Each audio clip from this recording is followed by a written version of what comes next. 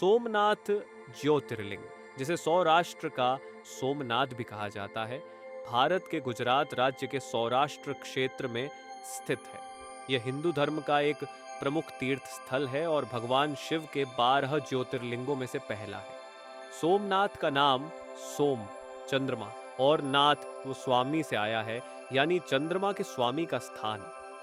यहाँ की कथा अत्यंत ऐतिहासिक और धार्मिक दृष्टि से महत्वपूर्ण मानी जाती है।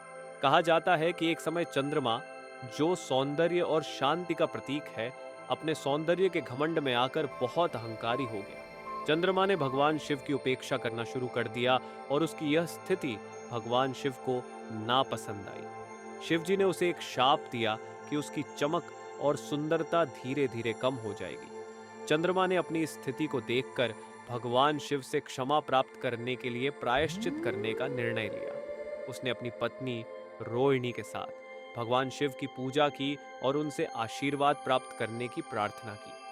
सोम ने भगवान शिव को प्रसन्न करने के लिए कई वर्षों तक कठोर तपस्या की।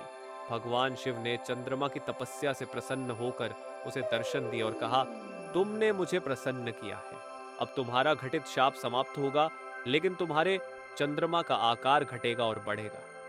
इस तरह भगवान शिव ने चंद्रमा को आशीर्वाद दिया और इस आशीर्वाद के कारण सोम की स्थिति स्थिर हुई, लेकिन उसका आकार लगातार घटता बढ़ता रहता है। चंद्रमा ने भगवान शिव से आशीर्वाद प्राप्त करने के बाद इस स्थान पर एक मंदिर बनाने का संकल्प लिया। उसने यहाँ एक भव्य मंदिर बनवाया जो सोमनाथ के नाम से प्रसिद्ध हुआ। इस मंदिर में भगवान शिव के ज्योतिर्लिंग की पूजा की जाती थी। यह मंदिर अत्यंत समृद्ध था और उसकी आभा पूरी दुनिया